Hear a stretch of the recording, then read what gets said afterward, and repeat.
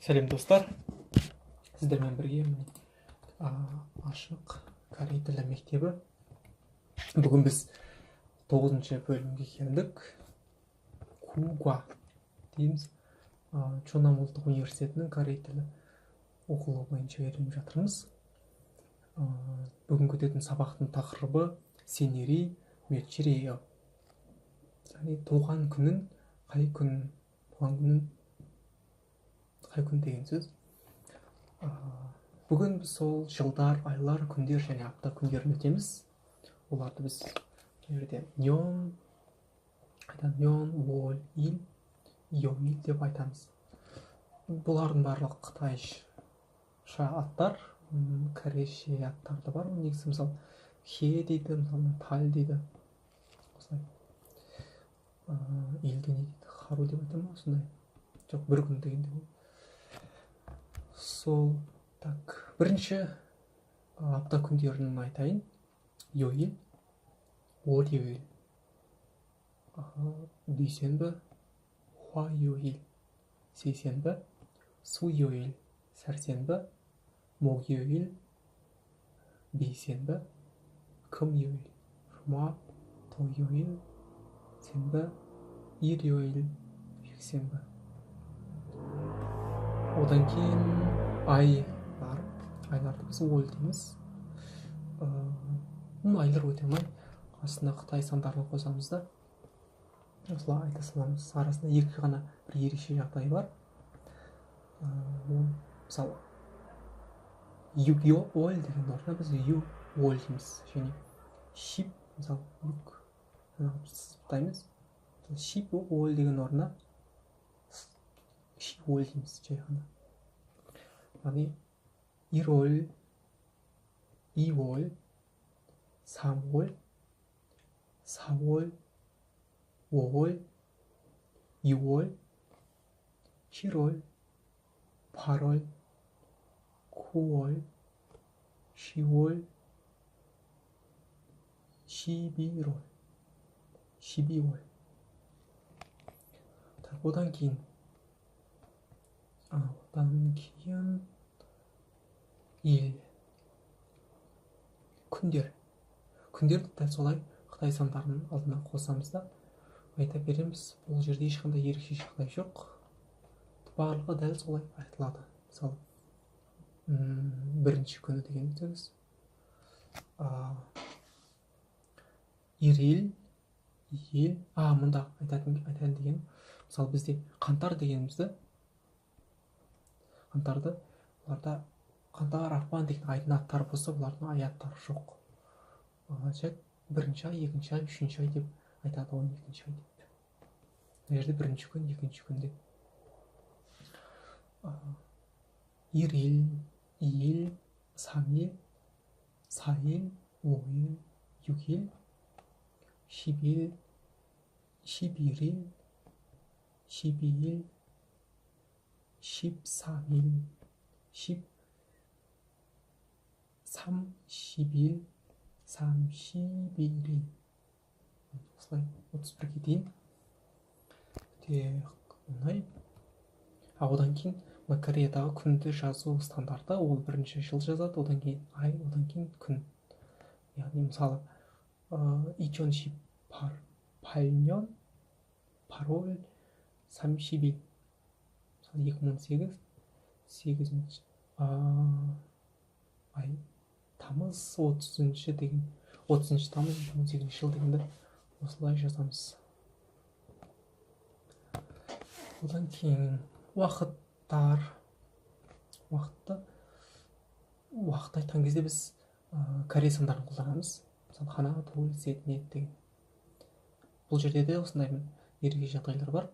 Хана, ши деген орнына хан ши деп айтамыз. Туль ши деген орнына ту ши дейміз. Сет ши деген орнына се ши. Нет ши деген орнына не ши дейміз.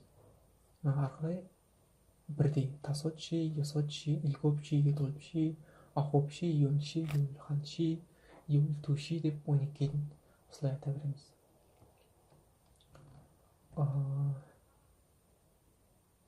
міне, значит, түреген ши 한시, 두시, 세시, 네시, 다섯시, 여섯시, 일곱시, 여덟시, 아홉시, 열시, 열한시, 열두시. және нені сағаттар. Енді буындарды айтқан кезде сағат дегеніміз ши деген сөз, буын дегеніміз буын деген сөз, бөлік деген сөз. Вот буындар айтқан кезде біз Қытай сандарын қолданамыз. Сол кезде 5분, 10분, 15분, 20분, 25분, 30분, 30분 дегенде біз пан дейміз. Мысалы, жарты деген сөз. Сол бір сағаттың жартысы. Мысалы, 5분, 10분, 15분, 20분, 25분, 30분 дейміз. Мына жерде қатты қиналатын ештеңе жоқ, жай жаттап алсаңыздар болды. Сағатта корей тіл сандары, буын Қытай сандарын қолданамыз. Және мысалы сол жерде көбінесе сол 12-дік санау жүйесінде сағаттық қолданылады. Мысалы, ожон дегеніміз 12-ге дейін, түске дейін, уху деген түстен кейін деген сөз, 12-ден кейін. Мысалы, сағат таңғы 9 болса, мысалы, ожон ахупши дейміз.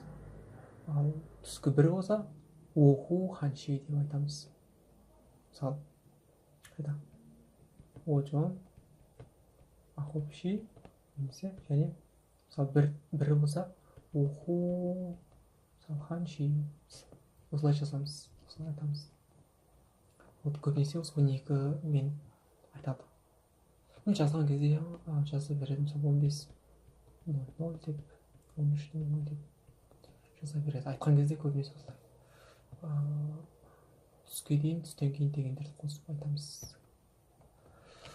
Енді грамматикалар, ережелер. Так, ең бірінші, мысалы, мұсын, ән. Мұсын дегеніміз, қандай, қай, не деген сөздер. Мұсын деген. Мысалы, 오늘이 무슨 요일이에요? 요일 деген айттық, апта күні. Бүгін қандай күн? 오늘은 화요일이에요. бүгін сейсенбі дейді. екінші, тону 씨는 무슨 과일을 좋아해요? мына жерде жаңа сөздер бар екен. 언제, қашан, 과일 дегеніміз жеміс жидектер, сенил дегеніміз туған күн. тону 씨는 무슨 과일을 좋아해요? тону мырза қандай жемісті жақсы көреді? 바나나를 좋아해요. бананды жақсы көреді. мысалы, қандай, не деген сұрақтар қоямыз. осылай. келесі, 며칠이에요. бүгін қаншасы, қай күн деген сөз. мысалы, негізі мынадан сөзден шыққан бұрын, бұл мысалы, мед деген білеміз ғой, қаншасынша деген мед. осындай сөз болған бұрын, қай жыл екенін есімде жоқ. кейіннен осылай нәтиже жоғарыға шығып, 며칠이에요 деп ауысты. жалпы осыдан шыққан негізі. мысалы, 오늘이 며칠이에요? бүгін қай күн? бүгін қаншасы? 3월 28일이에요. осылай айтамыз. 3-ші айдың 28-і деп. 3-ші ай, наурыз ба? наурыздың 28-і. 생일이 며칠이에요? 생일이 며칠이에요? 생일 дегеніміз туған күн. туған күнін қаншасы? мысалы, қай күн дейді. 2월 6일이에요. 2월 6일이에요. және үшіншісі, уақытта аралықты білдіруші қылады. уақытпен аралықты білдіру үшін қолданылады. Мысалы NE деген. Мысалы сешие 극장에서 만나요. мысалы сағат 3-те театрда кездесеміз дейді. Сағат 3-те театрда кездесеміз. 오전에 қашан? Мысалы уақытты көрсетіп берді. Мысалы сағат 3-те. 오전에 오전 дегеніміз түске дейін 도서관에서 공부해요. түске дейін кітапханада сабақ оқимын дейді. 언제 백화점에 가요? сауда орталығына қашан барасың дейді. 토요일에 백화점에 가요. сенбі күні сауда орталығына барамын. е деген сол және тағы да уақытты көрсету үшін қолданылады. уақыт сондай аралық деген мынау интервалда түске дейін или түстен кейін деген сөз. және тағы да бір ескертетін нәрсе ол қайда? мысалы деген жалғауы ол 언제, 어제, 오늘, 내일, 지금 деген сияқты сөздер жалғанбайды. мысалы 나는 오늘의 우체국에 가요 деп айтуға болмайды. 오늘에 демейміз. 오늘 우체국에 가요 дейміз. бүгін поштаға барамын.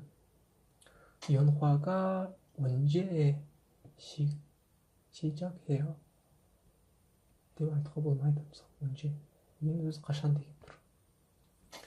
кино қашан басталады дейді. егер сөйлемде уақытқа байланысты бірден көп бірнеше сөздер болса, жалғауы бір-ақ рет және соңғысына жалғанады. мысалы 토요일 деген олды уақыт білдіреді, сеши дегенді уақыт білдіреді.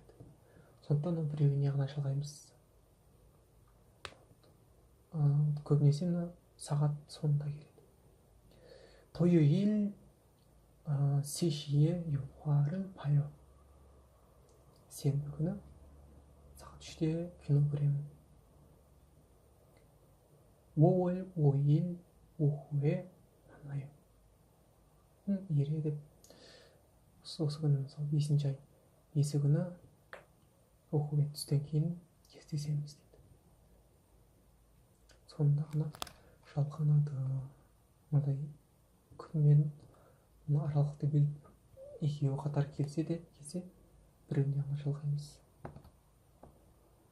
және соңғы ереже ол n부터 n까지 деген сөз. nнан nға дейін деген сөз. сондай бұл да осындай аралықты білдіреді. мысалы 9시부터 12시 50분까지 한국어를 공부해요. сағат 9-дан 12:50ге дейін мынаған дейін корей тілін оқимын дейді. 월요일부터 금요일까지 학교에 가요. дүйсенбіден жұмаға дейін мектепке барамын. өте оңай. басынан бұто жалғайсың, одан кейін качи жалғайсың. рахат. кішкене жоқ. осылай екі қысқаны мысал. енді жаттығуға көшеміз. жаттығу 멸치예요. 말하세요. 그리고 쓰세요. сағатта қаншаны көрсетіп тұр, соны айтыңыз және жазыңыз дейді. мысалы мына жерде 3-тен 10 кетіпті. 3 сағат 10 минут деген сөз. яғни 3시 10분 дейді.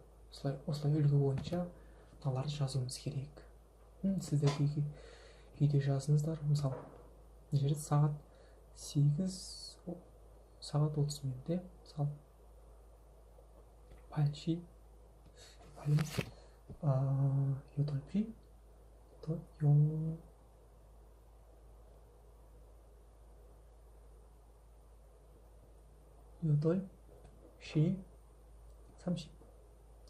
30분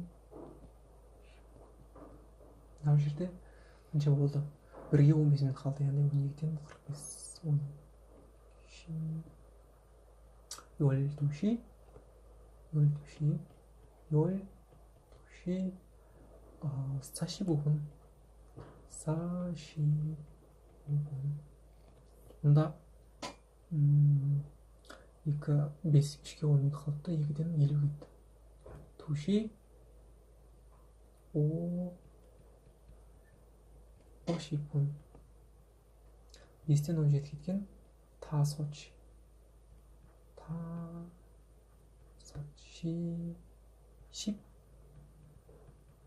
17분 11시 11ден 11 кеткен. 11시 11분 11분 11ден 11 кетті дейді. мінекей жауаптар. 8시 30분 12시 45분 2시 50분 5시 17분 11시 11분 деп сіздерге де жаттығыңыздар. екінші мысал погива каче сысеу дейді. осылай үлгідегідей етіп сұрақтарға жауап беріңіз дейді. мысалында сағат көрсетіп тұр, сағат 11ден 25 кетіпті. осылай жазу керек. 지금 몇 시예요? сағат қанша болды қазір? 11시 25분 11 сағат 25 минут. 11ден 25 кетті. осылай сіздер де жазыңыздар. неде жазып, мысалы 몇 시에 운동을 해요? сағат нешеде жаттығу жасайсың? спортпен шұғылданасың? 6:30다. 6시 30분 30분에 운동을 해요.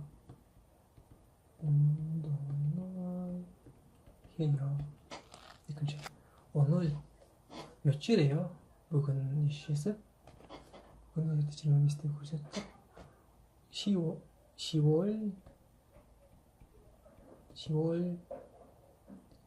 25일이에요. 진짜 내일이 무슨 요일이에요? ертең аптаның қай күні? аптаның қандай күні? мысалы кеше 어제 화요일, 오늘 수요일, ертең бейсенбі, 목요일. жазамыз. 내일은 목요일이에요.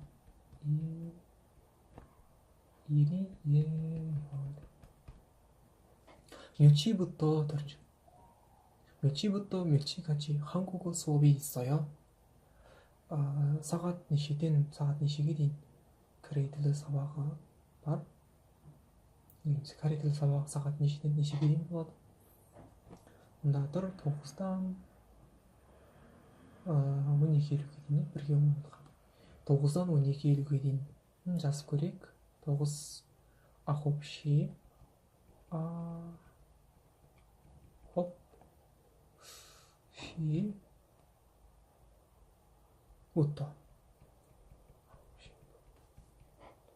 9시부터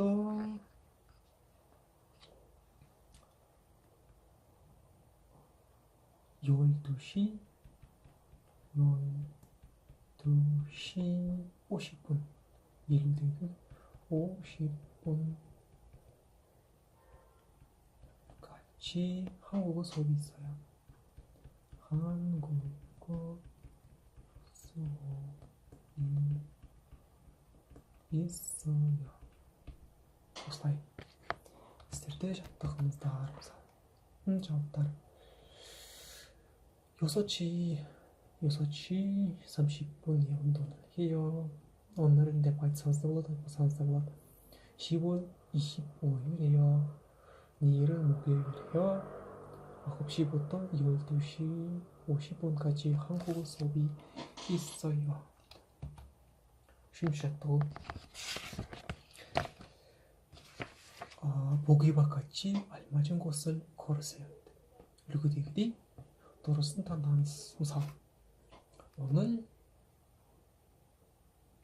немесе 올 қайсысы дұрыс болсын? 몇 시에 만나요? бүгін сағат нешеде кездесеміз? 2시에 만나요. әрине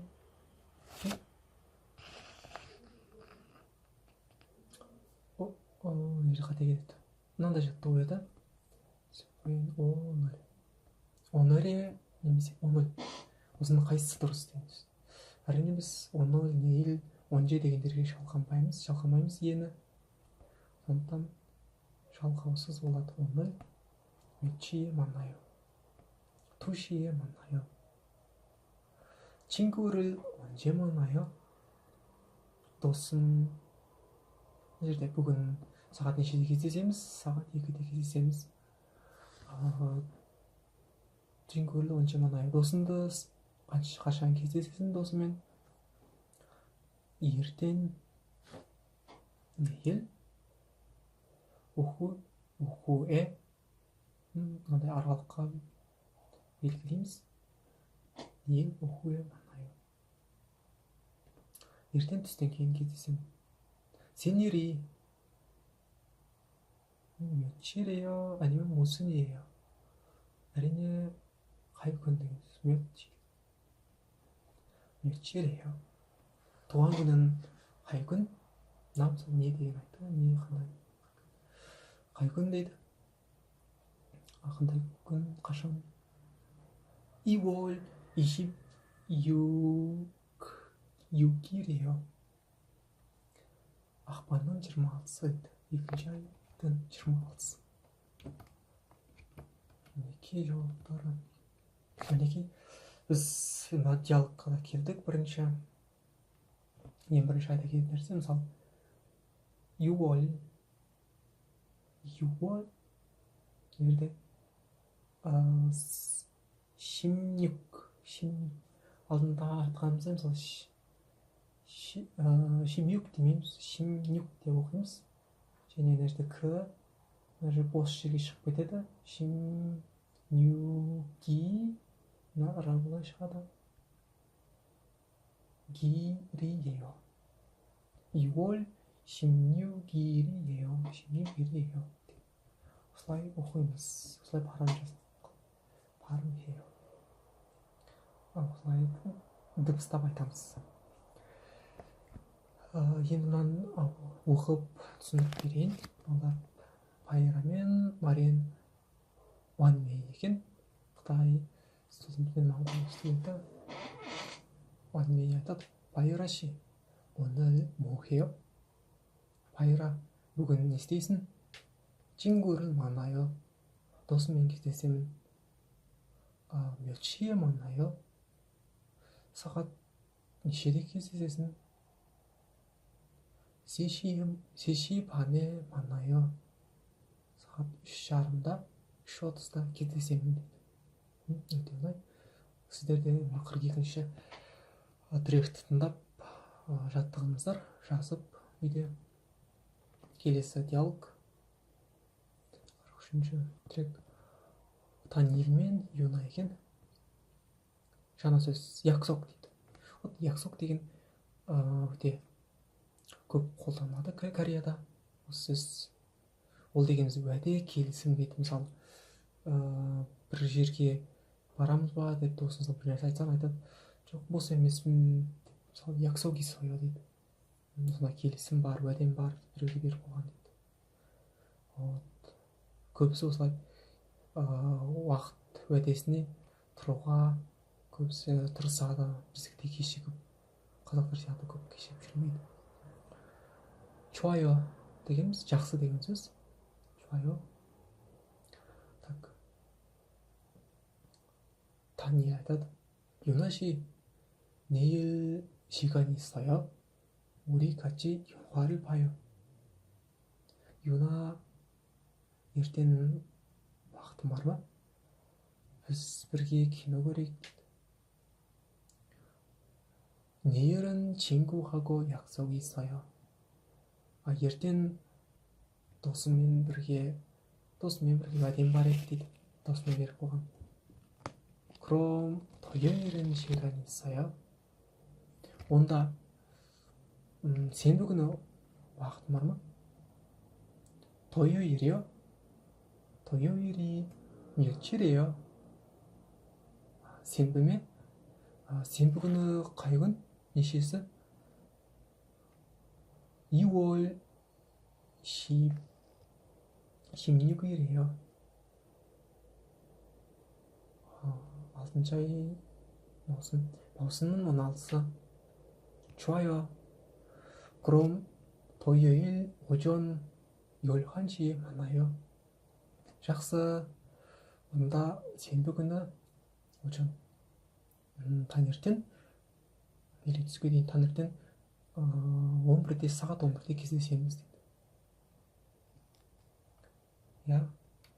әдеттегідей мынау 토요일 2월 16일이 16일 дегенді және мына жерде 오전 11시 дегенді осылай орындармен ауыстырып осыларды жазып жаттығыңыздар, оқыңыздар, материалды оқып тыңдап қайталамыздар. үй жұмыс, өзіндік жұмыс 44-ші тек тыңдап осы орнына жазып толықтырыңыздар. былай мысалы және мынаны тыңдап әрі қарай дұрыс жауапты таңдаңыздар дейді. дұрыс жауап таңдаңыздар. мысалы 원미 잘 들으세요. 그리고 맞는 것을 고르세요. мұқият тыңдап дұрыс жауапты таңдаңыз. 원미 씨는 보통 몇 시에 일어나요?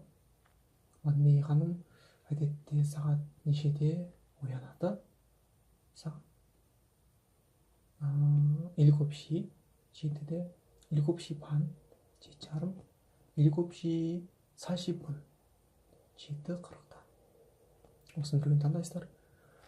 한국어 수업은 몇 시에 시작해요? корей тілі сабағы сағат нешеде басталады? 오전 9시, таңертең 9-да, 오후 9시, кешкі 9-да, 오후 1시, түстен кейін сағат 1-де. 원미 씨는 보통 오후에 뭐 해요? 원미 ханым әдетте түстен кейін не істейді? 한국어를 공부해요. корей тілін оқиды. 한국어 영화를 봐요. корей киноларын көреді. 친구하고 쇼핑해요. досымен бірге сауда жасайды. 이 жауаптарын осылай өздерін орындап тексересіздер. және соңғысы тыңдап сұрақтарға жауап бересіз. байра 씨는 생일이 며칠이에요? байра мырзаның туған күні қашан? байра 씨는 생일 파티가 몇 시에 있어요? байра мырзаның туған күн кеші сағат нешеде болады? 마사키 씨는 다오미 씨를 몇 시에 만나요? 그리고 어디에서 만나요? 마사키 мырзамен 다오미 мырза сағат нешеде кездеседі және қай жерде кездеседі дейді. жаңа сөз 잘 지내요. 잘 지내요. 잘 деген сөз жақсы деген сөз. 지내가 деген тұру, уақыт өткізу дейді деген сөздер. бізде мысалы қалайсың, жақсымысың, жақсы жүріп жатсың ба деген сияқты мағына білдіреді.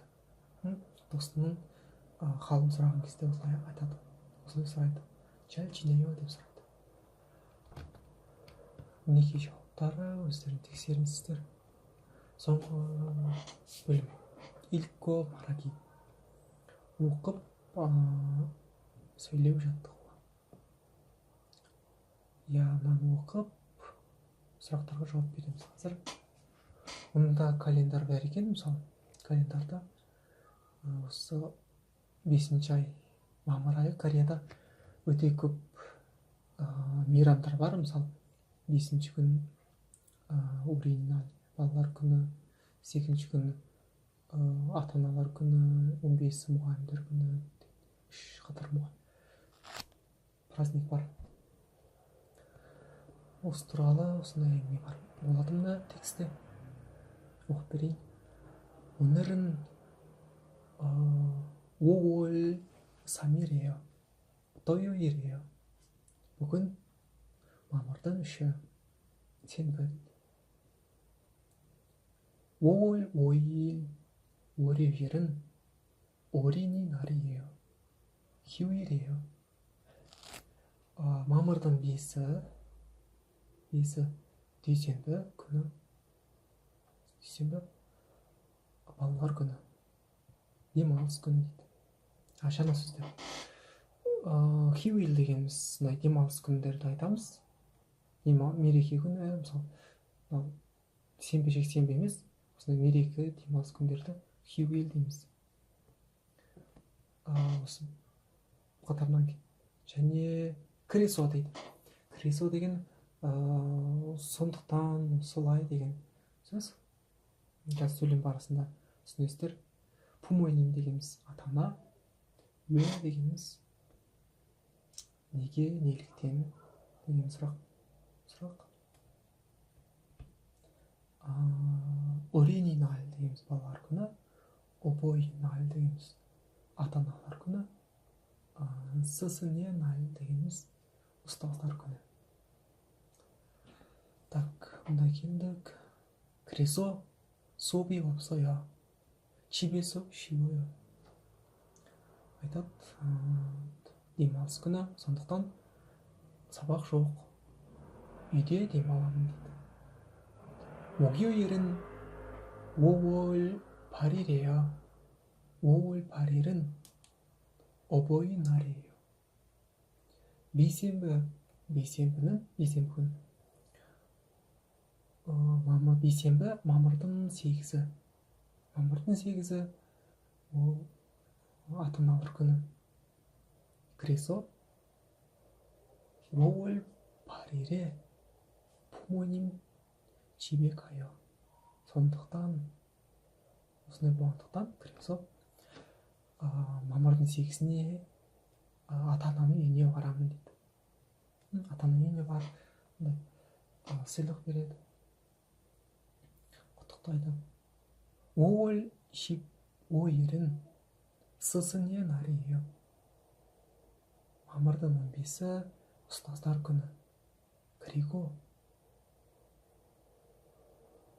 5월 13일 금요일은 지민 씨 생일이에요. және мамырдың 23-і жұма күні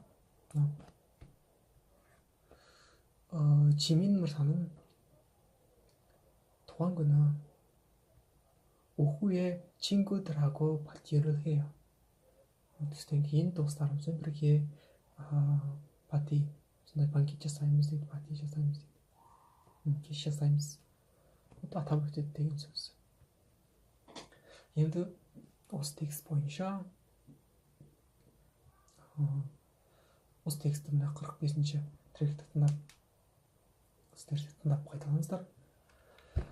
осы текст бойынша сұрақтарға жауап береміз. 맞는 것을 동그라미 들리면 가위 비유하세요 дейді. дұрыс сөйлемге осылай домалақ, ал дұрыс емес сөйлемге X белгілеңіз. 내일은 5월 4일이요. ертең мамырдың 7-сі ма дейді. көрейік. бүгін 3-і болса, яғни ертең 4-і. дұрыс. 어린이날은 수업이 없어요. 어린이날은 демалыс күнінде, балалар күнінде сабақ жоқ дейді. балалар күні қысыл болып тұр, яғни сабақ жоқ, бірақ мына күндері сабақ бар. қысыл емес. 수업이 없어요 дейді. яғни дұрыс. балалар күні де сабақ жоқ. демалыс күні. 5월 15일은 어버이날이에요. қарайық. 15일. жоқ, 15일 дегеніміз 15-і ол ұстаздар күні. 어버이날 емес, 스승의 날이에요. 같아요. 5월 23일 오후에 생일 파티를 해야 돼. мамырдың 23-і түстен кейін туған күн кешін жасаймыз. 5월 23일 금요일 오후에 친구들하고 파티를 해요 дейді. 야, дұрыс. түстен кейін 파티 жасайды. неге жауаптар? және екінші сұрақ. 내일은 무슨 요일이에요? ертең қай күн? ертең қандай күн? дүйсенбі, сейсенбі ма? 왜 월요일에 수업이 없어요? 왜 неге неліктен дүйсенбі күні сабақ жоқ? 왜 5월 8일에 부모님 집에 가요? 지민 씨 생일이 언제예요? сұрақ белгісі. 지민 씨 생일에 뭐 해요?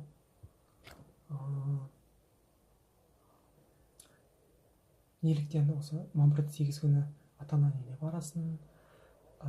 지민 мырзаның туған күні қашан? 지민 мырзаның туған күнде не істейсің? деген сұрақтар.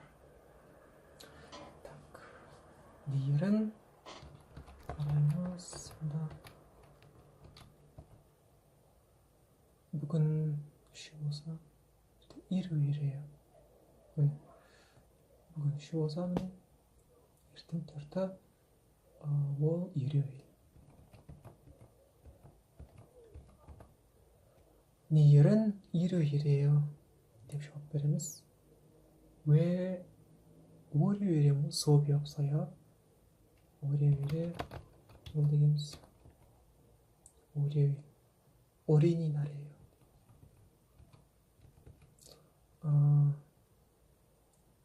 어린이날이에요. 휴일이에요. 집에서 쉬어요. 어린이날이에요. 이게 내일은 일요일이에요. 월요일은 어린이날이에요.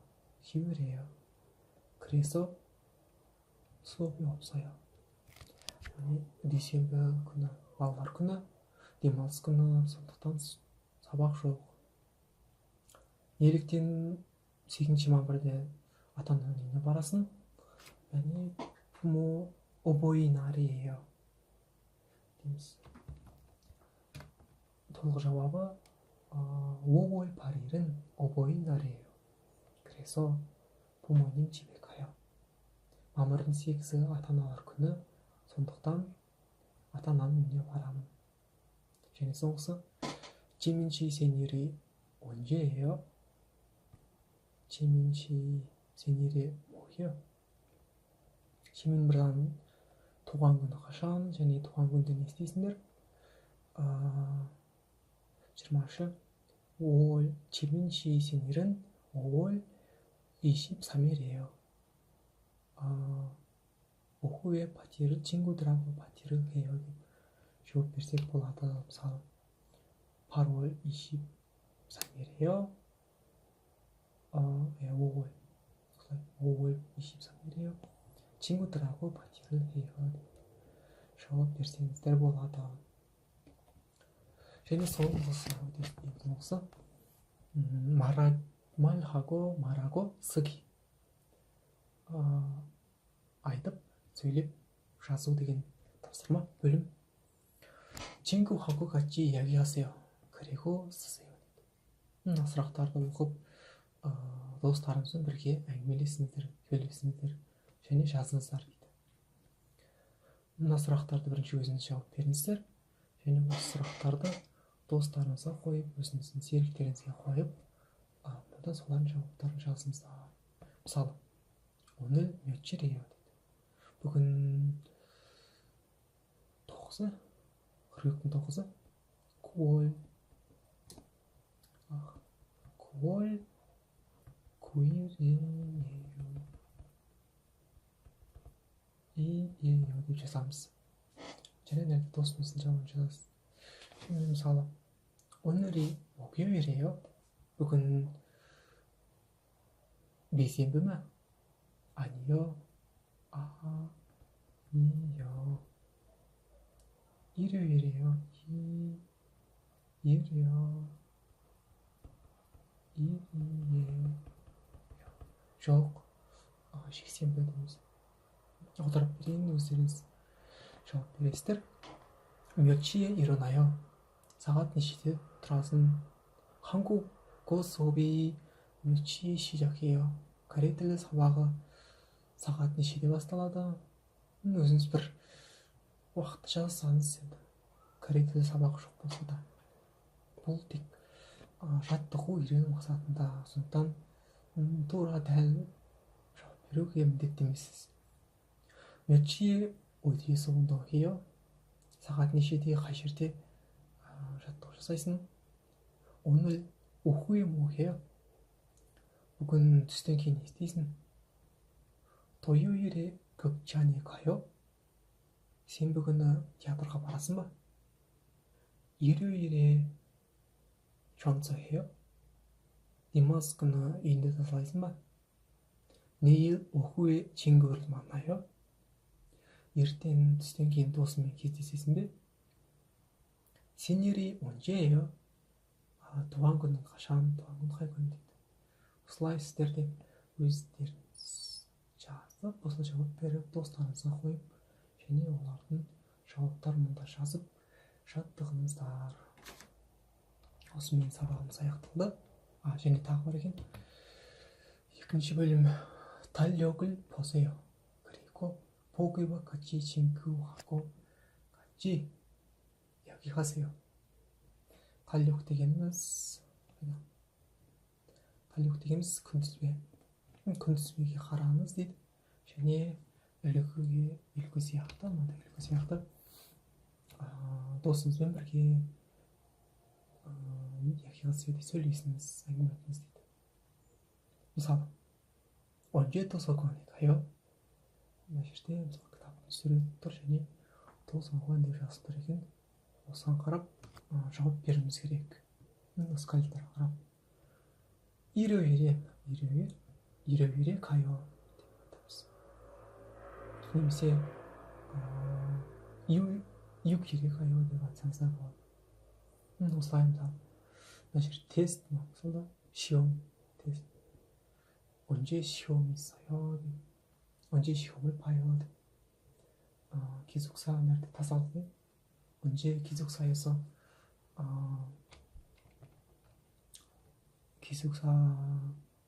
청소해요? сұрақ қойсаңыздар болады. және мысалы тағы да бір мысал. мына 12-ші ай екен.